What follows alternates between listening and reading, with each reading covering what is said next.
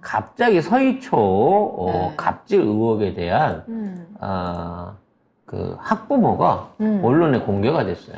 가해 학생의 엄마가 현직 경찰이고 아빠가 검찰 수사관이라고 밝혀졌어요. 네. 이와 관련해서는 뭐 여러 가지 의혹들이 있습니다. 이 이외에 또 갑질을 했던 다른 학부모에게 4명이 갑질을 했다고 네, 했어요. 4명입니다. 그게 이제 그 중에 하나가 가해자인 이 경찰하고 검찰인 건데 그 이외에 또 다른 사람이 또 거론되고 있는 사람이 있었어요. 윤석열의 측근으로 지금 그 높은 자리 간다라고 하는 사람이 있거든요. 그래서 지금 이제 그 사람의 연결고리에 대해서는 아직까지 명확하게 나오지 않고 카더라설이긴 합니다만, 자, 계속해서 이 사람에 대한 어떤 관심이 좁혀오다 보니까 빨리 정리를 하려고 지금, 경찰관 부부를 깠다라고 하는 얘기도 있습니다. 네. 어찌 됐거나 이 부부도 매우 심각한 갑질을 했어요.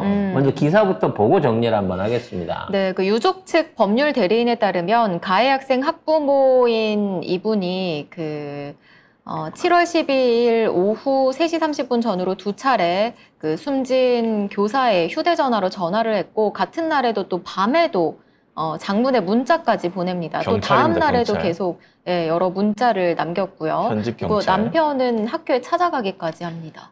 몇 날 며칠을 괴롭힌 거예요. 이제 20대 초반에 막 처음 부임한 선생님이에요. 그리고 중요한 거는 이 사람들은 피해자 부모가 아니고 가해자 부모라는 겁니다. 그럼 원래 가해자 부모는 선생을 협박하는 게 아니고요. 피해자 부모나 학교 측에 와서 제가 잘못 가르쳐서 이렇게 됐습니다. 용서해 주십시오. 사과를 하고 용서를 빌어야 되는 게 정상인 거지. 담당 교사나 해당 학교에 있는 사람들이나 교직원들을 협박하거나 큰 소리 치거나 위협한다는 것 자체가 이게 말이 안 되는 소리야. 심지어, 개인 휴대전화로 전화까지 할 정도로. 심지어 경찰 측이 발표를 어떻게 했냐면, 먼저 학부모가 연락한 적이 없다고 발표를 했어요. 근데 있잖아. 찾아봤는데 모른다는 거야. 자기들은 알 수 없다라고 경찰이 먼저 발표를 해버렸는데, 그래서 이제 높은 사람 관련된 얘기가 계속 나오는 거고, 국회의원 비읍시 관련된 얘기가 나왔는데, 그 양반이 아니고, 윤석열의 최측근인 이응 씨가, 가해자 그룹 안에 있다라는 얘기가 카더라 통신으로 나올 때 갑자기 공식 발표로 이 사람들이 튀어나온 거예요. 그 4명 중에 제일 만만한 사람이 이 사람인가? 그렇지. 그 4명 중에 제일 만만한 사람인 거고, 얘도 같이 이 사안을 진행함에 있어서, 이응 씨의 존재를 네. 인지했기 때문에 묻힐 수 있다라고 자신했을지도 모르겠다는 생각이 들어요. 한 달이 넘게끔 조사를 하는데 모른다.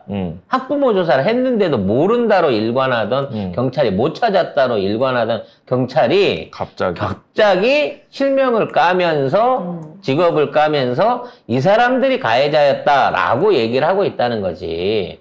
근데 이게 이 연필 이 사건 이외에도 굉장히 많은 안에 학폭 사건들이 있었던 모양이에요. 여러 가지가. 이 교육계에 있는 분들 말 들어보면 특히 이 학교가 그 학부모 갑질로는 아주 탑 클래스를 찍어주는 학교라는 거야. 그만큼 댕기는 애들이 지들 나름대로 배경이 있다라고 생각한다는 거겠지. 그래서 아예 서희초등학교는 교육계에서 내놨대요. 이런 류의 악질 민원 많은 학교로.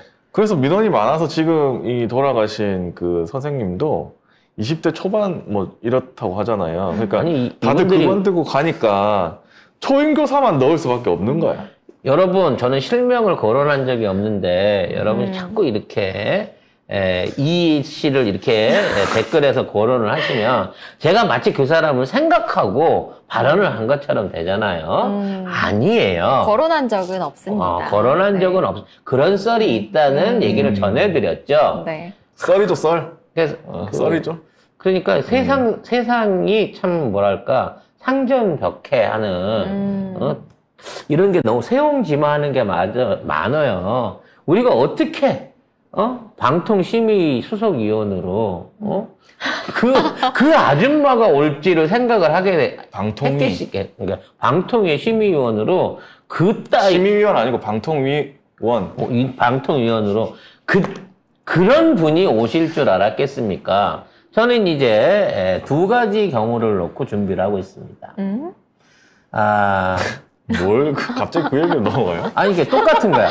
이런 사안에서 이제 우리가 명예훼손이니 뭐 이걸로 해갖고 소송이 걸렸을 때. 네. 끈질기게 소송에 응하면서 이걸 갖고 방통위원장이 이런 걸로 우리한테 소송 걸었다더라. 방통위원. 방통위원이 우리한테 소송 건다더라. 라고 하면서 어그로를 끝까지 끌어가는 공개적인 저항 내지는 전투. 두 번째. 이 사람이 조용하게 방통위원이 되고 싶어서 예를 들어 우리한테 합의나 취하를 신청해 온다고 하면 과감하게 우리가 역으로 대빠꾸를 쳐서 무고를 걸고 우리 고소당했던 2년을 시달렸잖아 우리가 이 수기 언니한테 이분 위자료죄로 너는 없어 위자료죄로 우리 세 사람한테 500만 원씩 지급하지 않으면 절대 소를 취하지 않겠다라고 역공을 때리는 방법을 준비하고 있어요. 저는 이 정권에서는 우리가 질 거라고 봅니다. 지든 안 지든 간에 문제는 뭐냐면 자기가 공직에 올라가기 위해서 잡음 없이 처리하기 위해서는 이런 부분의 거를 막아야 되는 거거든. 진숙이 언니가 이거를 계속 진행을 할지 소취하를 할지 안 할지 두고 보고 거기에 대응하겠습니다만 곱게 올라가기 우리 못 둔다는 거. 바지끄댕이 땡긴다는 말씀 드리고요. 마찬가지로 만약 이 사건이 단순히 이 경찰관을 동료로서 경찰이 봐주기 위해서 지난 한 달 동안 실명을 안 깨고 뭉갰다고 하기에는 사건의 여지가 너무 커요. 예를 들어 단순한 폭력으로 끝났다 그러면 불송치를 하거나 뭐 하거나 하는데 그냥 이거는 사람이 죽은 거잖아. 네. 그래서 이건 어떻게 해서든지 묻고 넘어가기가 힘든 사건인데도 비정상적으로 한 달을 뭉갰단 말이야. 그리고 지금 경찰 그리고 검찰 수사관이 부부를 꺼내놨어요. 여기서 끝내자는 거거든. 그러니까 이 양평 군수도 그렇고 지금 원범진 아까 그 경희대 교수 정범진 그리고 이번에 나온 이런 사람들도 그렇고 갑자기 나서서 이 사람들이 주범이다 하고 꺼내놓을 때는 그 배후에 반드시 숨겨야 한두 놈이 더 있더라는 거지. 그래서 이것도 그럼 경찰 부부가 갑질을 했고 그리고 심지어는 그 선생님들끼리 쓰는 통신망에 있는 메신저까지 접속을 해가지고 전화를 안 받으니까 왜 전화 안 받아? 이런 식이겠죠. 그 메신저까지 접속을 해갖고 그걸로도 문자를 보냈대요. 그러니까 공포심을 느끼는 거야. 이건 비공개 메신저인데 뭐 경찰 권한을 이용한 건지 어쩐지 모르지만 그걸로까지 접속을 했다 그러면 진짜 이 사람은 스토킹 하듯이 가해자가 괴롭힌 거거든요. 그게 아니잖아요? 원래는 그걸로 해야 되는데 전화를 한 게 더 문제가 된 거 아닌가? 개인정보를? 아니 그것보다도 선생님들만 쓸 수 있는 망 안에 이 사람이 메신저를 보냈대요. 나는 그게 더 문제라고 생각해. 그래서 이 사람이 혹시 서울 경찰청에서 그 사이버 범죄, 특히 뭐 PC나 어떤 그 휴대폰 관련한 뭐를 이용해 갖고 혹시 이 선생님 폰에다가 뭔 짓을 한 거 아닌가? 라는 의혹도 저는 개인적으로 가져봐요. 만일 그런 권한이 있었다고 치면.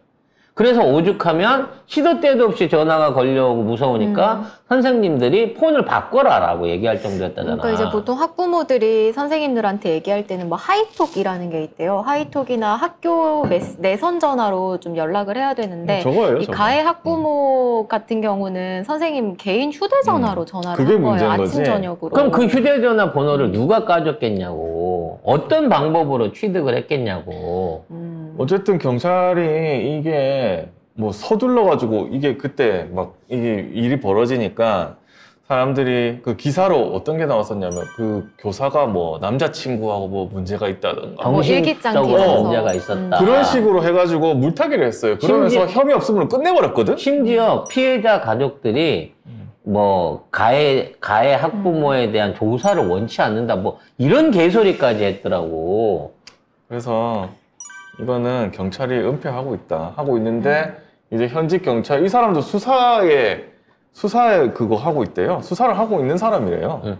그러면 다 아는 사람들끼리 하는 거잖아. 이게 어떻게 제대로 수사가 됐겠어? 경찰이 경찰을 수사하고 있는 거고요. 수사 결과 발표도 이상한데 중간 결과도. 도대체 얼마만큼 이런 짓거리를 했는지도 앞으로 더 많이 밝혀봐야 되겠지만 그 안에 나머지 한 명으로 까고 빼낸 나머지 3명 안에 진짜 우리가 생각하는 비읍 의원이나 아니면 이응 그 사람이 또 있는 건 아닌지까지도 철저하게 파헤쳐야 된다는 거예요.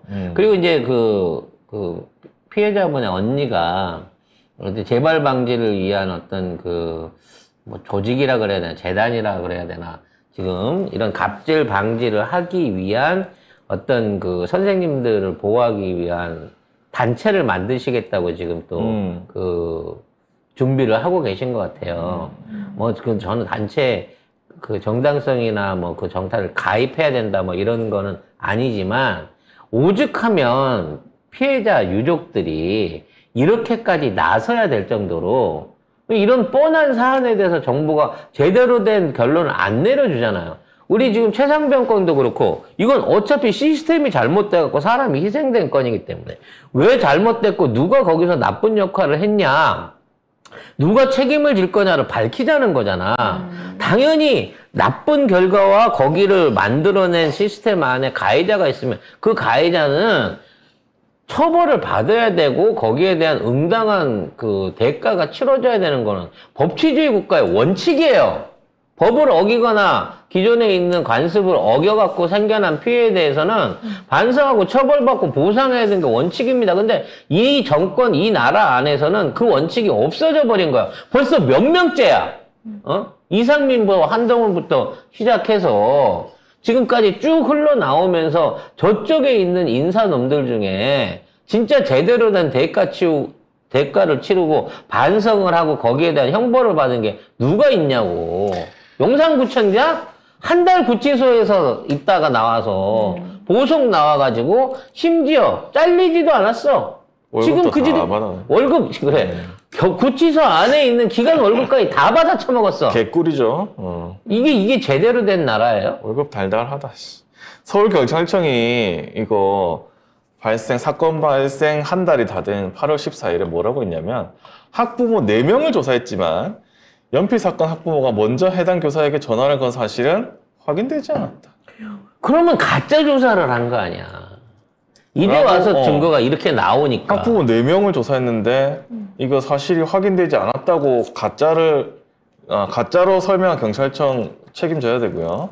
그 다음에 이 4명 누군지 밝혀야 됩니다. 이렇게 되면. 그렇지. 나머지 3사람까지 다 밝혀야 돼요. 그래서 그 안에 우리가 생각하고 있는 비읍씨나 이응씨가 있는지 보자니까? 그게 나빠? 그게 개인정보 뭐 유출이야? 그거 보자 그러면 인권 모독이거나 인격 모독이나 인권 침해야? 그래놓고 경찰이 서둘러 혐의 없음 발표해버렸어요. 이게 뭐 하는 짓이야 도대체? 법은 누굴 위해 존재하는지 법 자체에 대한 환멸을 느끼게 만듭니다.